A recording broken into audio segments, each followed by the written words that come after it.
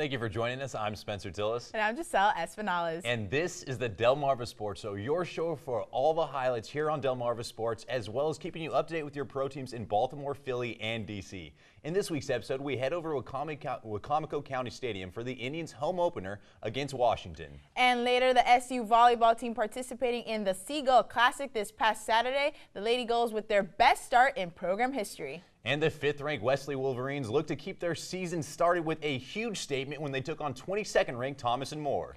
But first, we start with some Friday Night Lights action at Ryder Stadium as Caesar Rodney hosted the defending state champs Salesianum Sallies. And the Sallies jumped out to an early lead in this one with Garrett Canning, who throws a cannon to John Sherlock for a 42-yard touchdown. Sallies making some noise. Later, Michael Sanzone would find the end zone. Perfect names. Pun, the Risers scored a touchdown late in the fourth to avoid the shutout, but they still take the loss 28-7.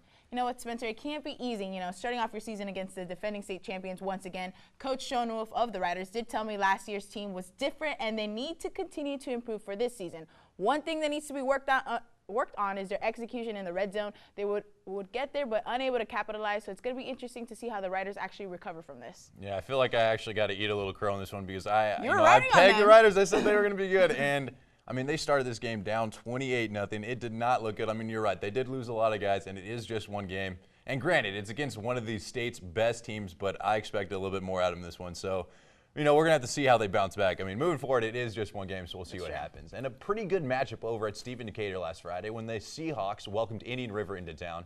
The Indians came this one and played a tough game here. Quan Major gets to the outside, turns on the Jets. Whoa. And you can dust him for Prince. He's going all the way to the house. A huge 60-yard touchdown run right there. Then Deidre Browse was trying to get Decatur back into this thing here just right at this play. Up the middle, breaks a tackle right here. Watch how he finishes this run. Just dips the shoulder. I mean, that is how you plow your way into the end zone. But it was the Indians' night. Shaq Hall this time gets the toss. You see him get out to the outside here, turn on the Jets. That one good for 80 yards to the house. The Indians would close it out for a 28-21 win. We made a couple big mistakes. We had a touchdown call back. We dropped a kickoff and let them back in it, and they played tough. I mean, they never gave up. They played hard right to the end, and I thought our youth showed at times, but, when it got to the getting part, we got it done, and that's important for them. Wise word from Coach Steele. That's what I'm saying. I love Coach Steele, first of all. He is the classic guy that's been there coaching and just been around the game for so long. But, I actually had the Indians picked to win this one, get a nice road win, but I was a little disappointed with what I saw from the Seahawks. I mean, they are young, and you look at the fact Justin Meekins is maybe one of the top players that was on that field. He's just not getting enough help.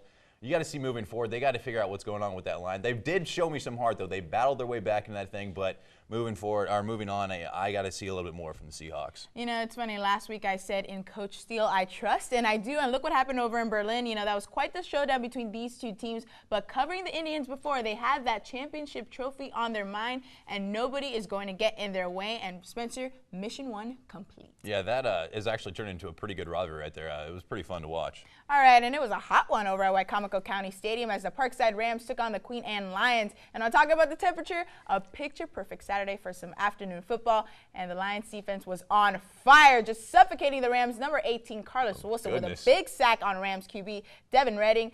Second quarter here, Lions up 7-0. Look at that. The Lions run a reverse, and Brendan Kavanaugh takes that one all the way to the house for a 75-yard touchdown. That would bring the score 14-0. Goodness. And next, Bradley Harmon hands it off. Man. I know, did you see that? And next, Bradley Harmon hands it off to sophomore C.J. Rogers, who takes that one for 14 yards for the score. And after that, the Lions continue to dominate on both sides and shut out the Rams 35-0.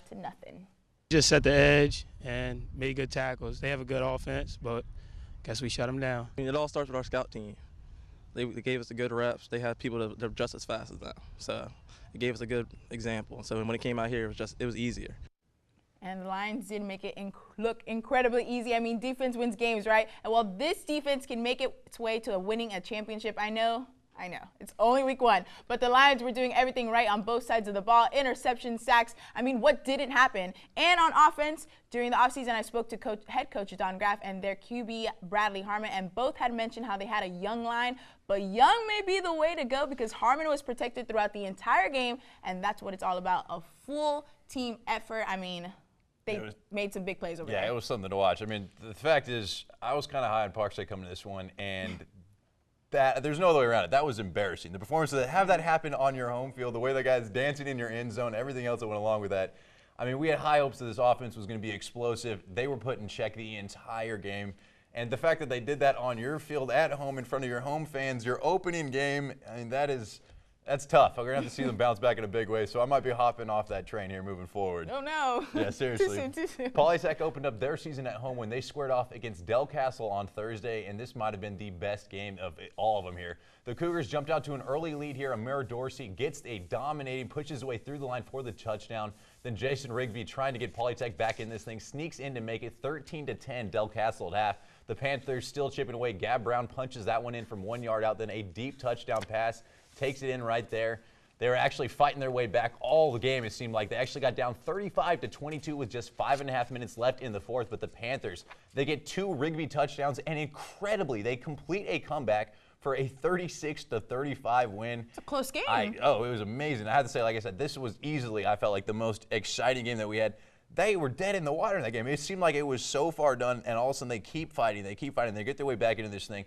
Coming in, I actually had them pegged to win it. I didn't think it was going to be that close, and I was jumping off, and I was sitting there trying to do everything I could to get my name out from saying that. But they really definitely showed something. And if you got a team that has that grit, that has that fight, that can continually just find a way to keep battling, you know, that's an impressive win for them. That's true, and you gotta love comebacks in any sport, but especially in football. It's not over till the clock hits 0, and for the Panthers to not settle for anything other than a win is pretty impressive. And a come-from-behind win, I mean, that's why I love sports. You know, you fight till the very end. Yeah, there absolutely. you go. You don't get to see that too often in high school either. I mean, maybe a little bit in the higher sports, but in high school you rarely get to see a comeback like that, especially that far down the stretch.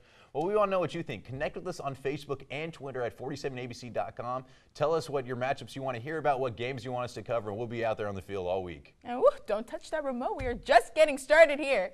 Coming up after the break, we're going to have the Snow Hill highlights when they look to make a huge statement in their first game, but which of the teams would be the one sending a message to the rest of the conference? This is Lake Forest Spartans, and you're watching Delmarva Sports Insider.